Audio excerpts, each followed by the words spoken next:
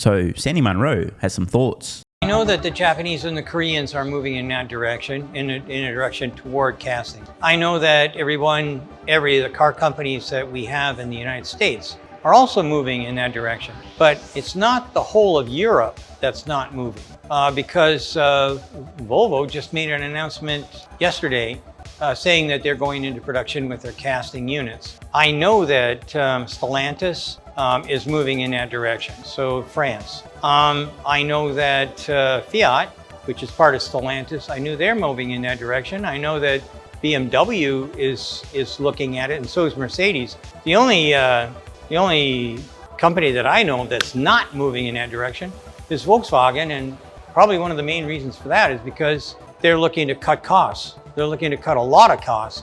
A third of the company has to disappear, so they have no money for R&D. That's probably why, when you said Europe, I kind of think that really and truly it's only Volkswagen that's got a problem.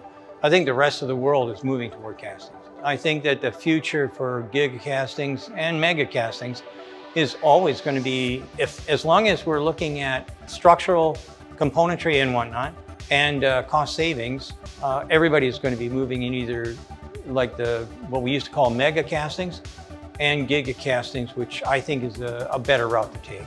So, and the reason is simple. It's just better business. So a couple of observations. Today, VW is one of the world's largest automotive manufacturers. On a good year, they'll sell 10 plus million vehicles, and that's basically as many vehicles as anyone ever sells in a good year, ever. 10 years from now, they will be lucky to still be in business. This is going to be one of the all-time falls from grace. I mean, we're going to see Volkswagen get blockbusted, get Kodaked. It's going to be brutal. And as Sandy points out, so dire is their situation that they are unwilling to invest in technologies that will ultimately save them enormous amounts of time and, more importantly, money producing vehicles. This is what happens when your company is a bureaucratic, red tape encrusted clusterfuck with too many decision makers and approximately 0 brain cells between a lot of them. These idiots are currently trying to rearrange the chairs on the deck of the Titanic, having already collided with an iceberg. More importantly, however, I just want to emphasize this. We've heard practically every company on the planet, other than VW, in Europe at least, and also the US, per Sandy Munro's own comments, is moving towards large castings. Now, who was it that first pioneered large castings in the automotive industry in terms of manufacturing at scale? Oh, that's right, Tesla. The idiots who don't know how to make cars. Well, at least they were idiots who didn't know how to make cars just a few years ago. Those Silicon Valley bros, they don't know anything about manufacturing. You don't understand. Making cars is hard. Fast forward a few years, call it the better part of half a decade or so, and now the entire automotive industry, bar one brain-dead exception, is copying innovations that have come from Tesla in terms of automotive manufacturing. In the span of just a few years, Tesla progressed from laughing stock of the automotive industry. Oh, look at the pedal gaps. Why would they put a vehicle together like that? They're so dumb. What are they doing? To teaching the entire automotive industry how it's done, bitches. Think about that for a moment. Because this is true of everything Tesla applies their big brains to. You remember 2020, Battery Invest Today? Tesla's like, you know what? Industry standard for batteries, not good enough. Manufacturing processes, not good enough. Let's make it all better. Bam, the 4680, dry electrode process. The whole thing, right? Oh, hey, you know what? No specialized self-driving chips. Let's just make our own. Bam, done. You know what? There's no specialized AI training chips. Let's make our own. Bam, done. Dojo. I mean, even the example with their autonomous software, right? You know what? Industry standard, dog shit. See you later, Mobileye. We'll do it ourselves. You know what? Not enough lithium available. Zero innovation in that for decades. Let's get into lithium refinement ourselves as well. Bam, done. When one truly takes a step back and looks at what Tesla's big-brained engineers are able to do, the problems they can solve and the innovation they're capable of, when they put their minds to it, it's truly scary. If you're a company in any industry, touching any product, any part of the supply chain, where Tesla's already starting to get their hands dirty or has in their crosshairs, you just can't compete with the world's best engineers, an inspiring mission, and excellent leadership. But that being said, Tesla's obviously going to be a massive failure when it comes to humanoid robots and autonomy. They just got really lucky so far with literally everything they've attempted to improve. Nothing to see here. Move along. Some serious drama that's been occurring in Sweden. If I were to put on my tinfoil hat, I might suggest that there's some companies and organizations that are getting extremely desperate because they know a huge disruption is underway. They're currently in the bed and they don't really know what to do other than, well, the unconscionable actions we're about to read through. So, on October 27th, a strike was planned and organised by IF Metal, e.g., hey Tesla employees, go on strike, demand that Tesla unionises. But no one went on strike. 2 days later, Tesla employees continue to work despite a supposed strike. Now, why would that be? Well, turns out that Tesla employees aren't dumb. They understand they're being well compensated. They have a great employer. They understand that unions are extremely corrupt and all they do is siphon funds away from their supposed members. So they said, no, get fucked, mate. I'm fine. I'm going to keep going to work. Fuck you. I'm not striking. Get fucked. I think that was a direct quote, actually.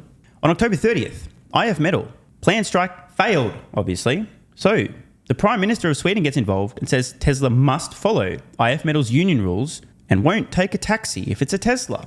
Now, is it possible that we're seeing some political corruption here? Prime Minister of Sweden publicly claiming, I won't get in a taxi if it's a Tesla. October 31st, IF Metal and Tesla meet. Some Tesla workshops were literally forced to strike. IF Metal is demanding that Tesla sign a collective agreement, aka unionize. November 2nd, no deal. Tesla says get fucked. The strike is extended. Just to be clear, okay? This is an outside entity, IF Metals, demanding Tesla employees do not turn up to their job. Yet the Tesla employees continue to turn up almost as if the Tesla employees know what's in their best interest and know that what's in their best interest is continuing to work for Tesla and not organising and becoming part of a union. It gets worse. A blockade was issued on all Teslas being imported into Sweden starting on November 7th. Now think about this. The level of corruption here is next level. You've got the Prime Minister involved. You've got this union involved. And now, part of the supply chain being told, you are not allowed to transport Tesla vehicles. This has to be illegal, right? Tesla says they will not sign any agreement. Some unionized operations in Tesla's supply chain strike, but Tesla's operations continue as if nothing has happened. Tesla says again, no agreement. And now, the port, as in where Tesla vehicles arrive via ship, blockaded. The insanity here. Trying to cripple Tesla, putting a metaphorical gun to the company's head. Just imagine this. You're Tesla. You sell vehicles to consumers in Sweden who want to buy your vehicles. And then, due to insane corruption, parts of your supply chain, including where the vehicles arrive in ports, refuse to do their job, refuse to transport your product. What the f***? Gets worse. November 8th, IF Metals will push Tesla out of Sweden if nothing gets resolved. IF Metals escalates. Okay, wait for it. Tesla will now not receive any mail or packages. Now, other unions start to join IF Metals to push a collective agreement. November 9th, 6 out of 124 mechanics at Tesla strike. That's it, right? That's it. November 10th, 6 out of 130 mechanics striking. IF Metals lies and says all 130 mechanics are striking. More garages are forced to stop accepting Tesla vehicles. IF Metals says that if Tesla doesn't do what they say, they will turn off the electricity, water and internet. This is just next level. Rumours coming out that other car companies support IF Metals and unions attempting to stop Tesla and get them out of the country. November 11th, we learned that unions sold all Tesla investments before the blockade. Sounds a bit sus. I mean, that kind of sounds a little bit like stock market manipulation. IF Metal says, by refusing to comply with the rules of the game here in Sweden, Tesla is trying to gain competitive advantages by giving the workers worse wages and conditions. Right, the workers who themselves are so happy with their conditions that they are refusing to strike despite being essentially forced to. Of course, Tesla continues to adjust and adapt and solve problems, business as usual, by November 13th.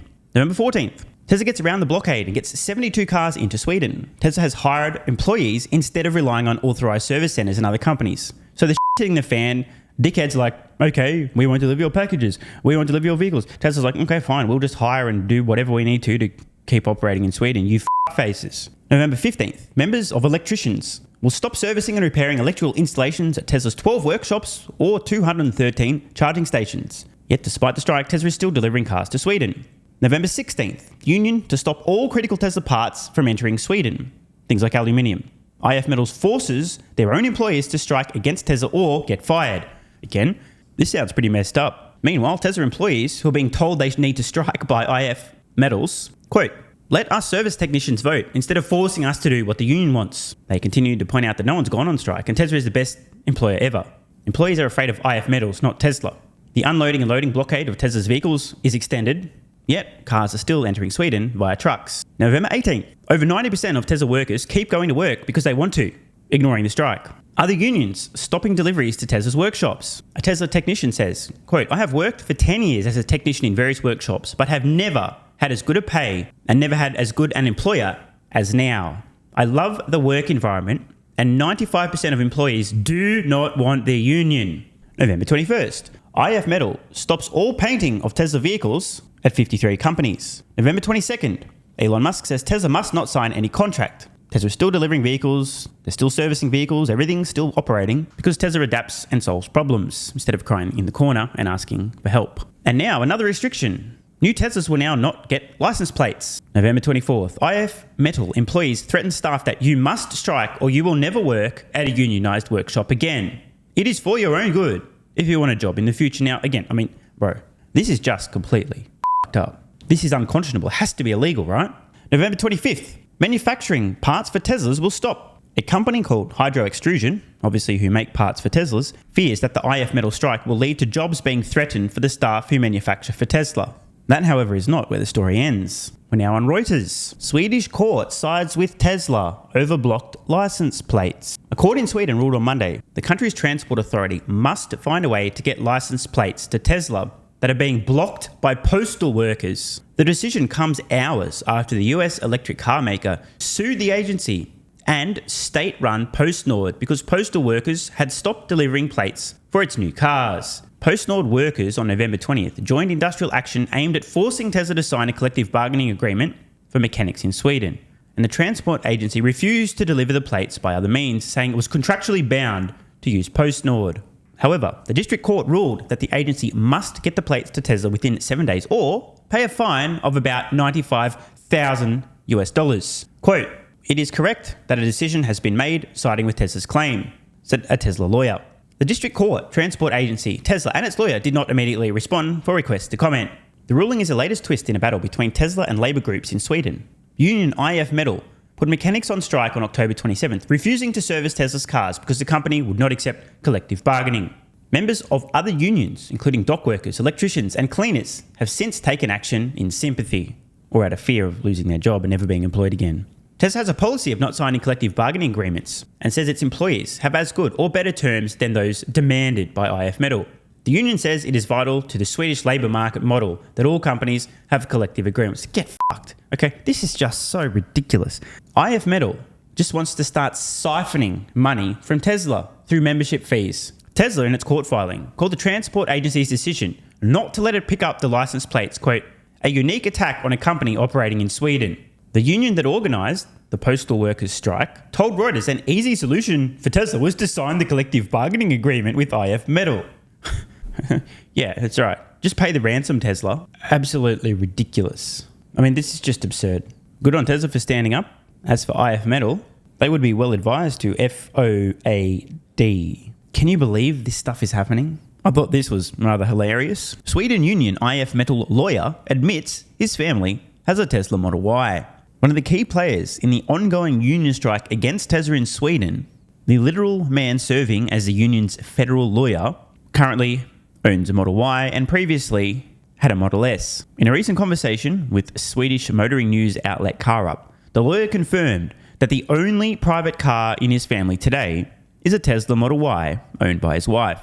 He'd previously purchased a Tesla Model S, though apparently he was unhappy with the company's service for the vehicle and he ended up selling the vehicle, yet they also have a Model Y made by the same company whose service he was apparently unhappy with, which led to him selling their... Yeah, that makes a lot of sense. What? The lawyer explained that when he first bought a Model S about 4 years ago, Tesla had no conflict with IF Metal.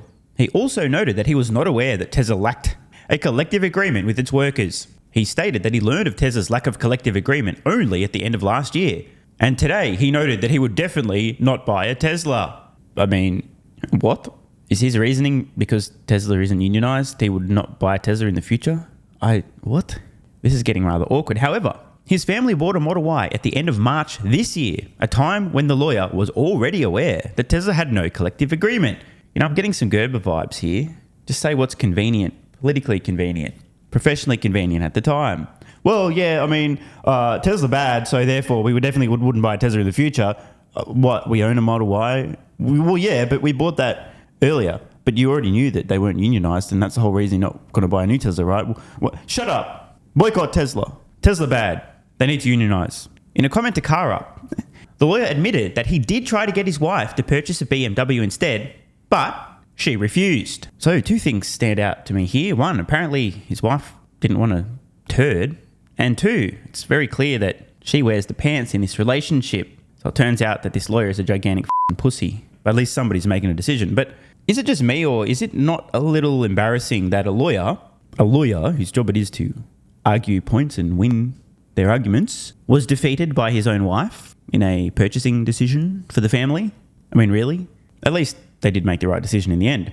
However, Mr. Poussoir, for his part, noted that all he can really do is not drive his wife's Tesla Model Y today. Quote, "I'm not driving it today. It would be perceived as strange under these circumstances. I tried to get her to buy a BMW instead, but she has a strong will of her own. It is clear that I have driven it, but of course, I'm not out in public in the current circumstances. It would be inappropriate to drive around in a Tesla right now," the Poussoir said. By the way, guys, this couple will get divorced in the future. I can already smell it coming. So I thought this was a bit of hilarious context to add. Guy claims he tried to convince his wife not to buy a Tesla, and she said, "Get f***ed, mate. I have your balls in a vice. You're a little bitch and you'll do what I say. We're getting a Model Y." And he said, "Okay, mummy." And now all he can do is make public statements saying, "Well, I mean, we wouldn't buy a Tesla in the future, even though we already own one." And so, "Just shut up. I'm a bitch and my wife just wouldn't let me I'm a man." And now says that, "Well, I just won't drive one right now at the present moment because it would look bad. But yes, my wife still owns one and that's the only vehicle we own. But I'll just take an Uber around for the next couple of weeks until this all blows over. Just so you know that I know that Tesla bad, even though my strong-willed wife, insisted that we purchase a Model Y." What a little bitch. And now to all the male bitches who are getting extremely offended in the comments right now, "Stephen, you don't understand. Happy wife, happy life." To be clear, of course you want a happy partner. You know how to have a happy wife? By being a leader whose decision-making she completely trusts, as opposed to a doormat she can walk all over. "Stephen, you don't understand." Okay, cool, but just a few years from now, when she leaves you for a better option that came around, someone she actually respects, just remember I told you it was coming. Now, to be fair, there is a small subset of the audience, men who are actually quite feminine, unsure of themselves, don't like making decisions. I'm not talking to you, because obviously if you're married to a masculine woman who's a leader in the relationship. She's making decisions. Totally different story. But if you're in a partnership in which you're supposed to be the man of the house, the leader, the decision maker, #misogynist. Oh my God, what are you talking about, Stephen? Don't you understand? It's 2023. We need 2 CEOs of every company. Why would you want a leader? That's weird. Go back to 1930, you fucking misogynist. So I'm not talking to the guys who are in a happy relationship and the woman's wearing the pants. I'm talking to the guys who are supposed to be wearing the pants and instead just bend over and do whatever they're told to. You are headed for a divorce. Anyway, now that I'm done offending people, Doomberg Technology on Tesla's Cybertruck. Okay, Tesla's Cybertruck is almost here, but it's not without its challenges. Even as the company is about to start deliveries on Thursday, a splashy event, Elon Musk's already lamenting that Tesla's dug its own grave with it. Let's bring in Bloomberg's Dana Hall, who's been writing about this on Bloomberg.com. I guess the idea is that technologically, from an engineering perspective, from a battery perspective, this is a lot. This is accurate, although the battery is not so much. But yeah, never been done before. So obviously, if it's never been done before, there's no roadmap to copy. Good thing, as we've discussed, is Tesla has big brain engineers that are really capable of solving challenging problems and innovating in terms of, well, everything they attempt. Yeah, I mean, I think a lot of people have focused on the Cybertruck and the steel, which is its own challenge, but Musk has warned repeatedly that this truck has a lot of bells and whistles. There's a lot of new technology in it. So it's going to be difficult to manufacture in high volumes for that reason. And he's, very clearly stated on the last earnings call that they're not going to reach high volume for quite a while. Bells and whistles was exactly what they did with the X. And well, that didn't go so well from a sales perspective. So I'm interested why he's going back for more in this way. Why do this? Yeah, I mean, that's what really struck me as I listened to him talk about the Cybertruck. He kept saying these phrases, and I was like, oh my God, this sounds like the Model X all over again, which, they eventually lamented and sort of acknowledged that the Model X suffered from hubris. And I just sort of fear that we're about to see this all over again. I mean, it's new battery architecture. It is, rear wheel steering. It's a new steering wheel. It's the steel. Right. It's a sound system. I mean, and we don't even really have real specs yet. So I think that there's probably a lot of great surprises that will delight consumers when they do the big reveal on Thursday. But manufacturing in high volume, it's just going to be rocky. And Tesla itself has basically said this. I remember being in Hawthorne 2019 and Cybertruck rolls on stage and you're like, no way, no way. and then Franz von Wallhausen throws the ball, it smashes, and yet here we are, Dana, behind schedule, but an actual product. Yeah, and I think the big question will be, so how many do they hand over on Thursday? My understanding is that it's supposed to be roughly 10. Are they to employees, to bona fide consumers, to sort of trusted consumers and influencers? And then when we get the sales, quarterly sales and delivery figures in January, like how many Cybertrucks are on that list? My personal guess is approximately all.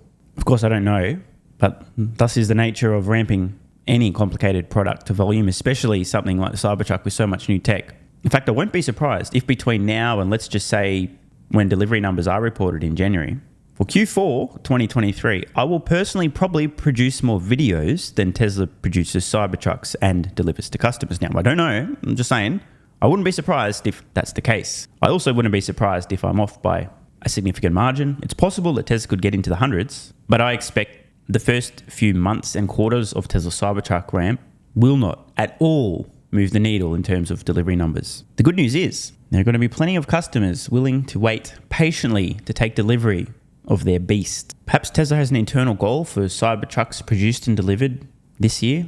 Leave your guess in the comments below. How many will they actually produce and deliver? Is it going to be 42, 69, 420? No idea.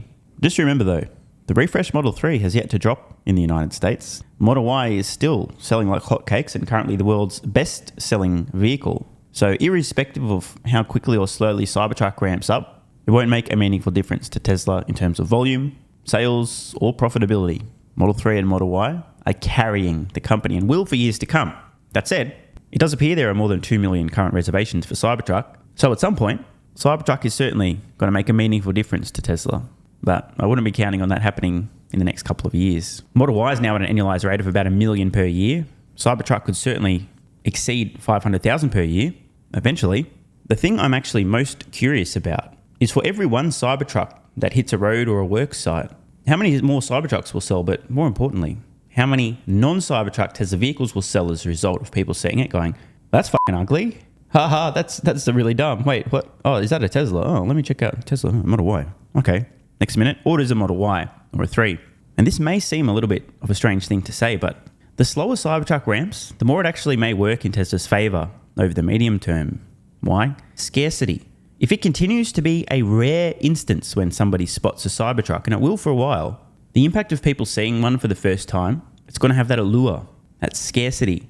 I can remember back in 2014 visiting the US and getting very excited to see Model S's because it was rare. And now, I swear if I literally look out my window right now in my high-rise apartment, I'll be able to spot multiple Tesla Model Ys driving around on the streets. They're everywhere. No longer has the same impact. But because Cybertruck looks so unique, such a head-turner, the less of them there are on roads for a period of time, the more impact every sighting is going to have. The more likely somebody is to record it, post it to social media, have their mind blown, etc. There will come a point in the future, years from now, eventually, when not a single head turns upon seeing a Cybertruck because everyone's already seen one. And many of those people have already ordered and or own one. But it will take time. So, I think they've learned lessons, obviously, but they seem like they are repeating some mistakes that they made with the X in terms of just, really packing this vehicle with a lot of new technology. Yep. Regarding Cybertruck, it ain't going to be easy, but it most certainly will be worth it. The world is not ready for Cybertruck. Want more content? Early access? Bunch of perks? Click the links in the pinned comment. AG1 has given me a massive, meaningful boost in energy, allowing me to do a lot more every day, including using my brain more and using my body more. I highly recommend you guys and girls check it out. It's an excellent way to fill in nutritional gaps. It's got 75 high-quality vitamins, minerals, and whole food source nutrients, plus prebiotics and probiotics and digestive enzymes and adaptogens to help you deal with stress. Plus, if you click the link in the pinned comment or head to drinkag1.com/SMR, you can get yourself a 1-year free supply of vitamin D3 and K2. But don't take my word for it. Here's what some of you guys and girls have to say. AG1 has changed my life. I was, as you described, treating myself like a circus, ate like trash, rarely exercised, used alcohol as a stress crutch, cannabis also. AG1 is what gave me the kick in the ass, got me back to the gym, motivated me to do more for myself, family, my business, etc. Keep doing what you do. Now, I know there's some skeptics, the same kind of people who think Elon Musk is a fraud, reading this going, what do you thought? There's no way that's possible, bro. It must be a placebo effect. Believe it or not, this is a recurring theme. If you give your body everything it needs to feel and perform its best, including having a lot more energy, you'll need ways to use that energy. For me personally, that includes more exercise, moving my body more, more social activity, and more cognitively demanding tasks, including producing a fuck ton of exclusive content over on Twitter and on Patreon, plus my daily YouTube uploads. The proof's in the pudding. On to another testimonial from a viewer of this channel. SMR, you asked me to provide feedback on AG1. Here it is. It has helped with mental acuity, stamina, and intestinal waste management. Can't read between the lines. Certainly helps with regularity and digestion. That's what the digestive enzymes are for. It has also dramatically reduced my cravings for sugar. You guys need to stop eating sugar. It's fucking poison. I'm 50, 5'9", and overweight, aka a fat motherfucker. I think that's a technical term for overweight, isn't it? Is it fat motherfucker or obese? I can't remember. I average 100 hours a week in the West Texas oil fields as a safety supervisor. Jesus Christ, dude. No wonder you're struggling to keep your weight under control. 100 hours a week. Brutal. It has helped me lose weight. It is not an appetite suppressant. It can help fat people suppress cravings, and motivation to be healthier is critical for changing your diet. Love you, brother. Again, this is a great point. It's something people really don't seem to grasp. If you have more energy, everything becomes easier. It's like turning on easy mode for life. A few years ago, before I was taking AG1, my health was trash. I was struggling to get through the day, had afternoon fatigue. The last thing I wanted to do was either use my brain or move my body. Didn't have the energy. Now, my biggest struggle every day is figuring out ways to use that energy. I'm exercising way more, doing a lot more with my friends and family, and of course, my work output has increased substantially. And you can fact check me. Check out the average length of my videos I was posting to YouTube 3 years ago. Need I say more? And one final testimonial. Love this one. Okay, here's the deal for me with this AG1 shit. I'm 41 years old and not the type to eat, drink, smoke, or sleep healthy, so I was skeptical. That being said, here's what I experienced. Day 1, meh. Day 2, afternoon fatigue was about 45 minutes late. Day 3, 0 afternoon fatigue. Day 4, 0 afternoon fatigue plus extra energy. Day 5, again, 0 afternoon fatigue plus energy, wondering, what the fuck, really? See, this is the thing, right? The results for many people are just almost too good to be true. This is the same experience I had. My afternoon fatigue just vanished out of nowhere. I'm like, wait, what the fuck? Why am I not tired in the afternoons anymore? Surely, it's not that AG1 shit, is it? Turns out it was. Day 6 and 7, same thing. Day 8, same thing. Plus, I had the want to get things done around the house that I normally would slack off and not get done. Again, the point, extra energy, you'll need to use it, you'll find ways to use it. Day 9, 10, and 11, and today is day 12. I fucking love it. So however you managed to get me to buy it, I'm so glad you did. Thank you so much, SMR. It really changed me so far. Guys, this shit really works. Just try it. By the way, this is the reason I continue to relentlessly promote AG1. A lot of people get real fucking mad in the comments. Oh my God, Snake Oil Salmon's sold out. Oh my God, he's a scammer. This is fraud. But constantly, I'm pretty sure everyone making these comments is also currently short Tesla stock. I'm not particularly concerned about people having a negative perception, those folks suffering from small brain syndrome, still living in my bum's basement syndrome, etc., writing mean comments, claiming AG1's a scam or it doesn't work. I mean, bro, when I get feedback like this is what keeps me going. Just try this stuff for a month, and if you don't get these results, get your money back. See, it's a literal no-brainer. It's an IQ test at this point in time. Testimonial after testimonial after testimonial like this. Get your money back if it doesn't work. Just try it for a month, and if it doesn't work, get your money back. Today's the day. It's finally time. Be like this guy who was a massive skeptic, but finally, after 1,000 promotions in a row, caved in, tried AG1, and has results like this. Head to drinkag1.com/SMR or click the link at the pinned comment, and please, let me know how you're feeling in a few weeks' time. Now, if you'll excuse me, time to put my extra energy to good use. I'll be recording some more exclusive content for Patreon and my Twitter subscribers. So click the links at the pinned comment. See you over on Twitter and or Patreon, and don't forget to grab your AG1. Love ya.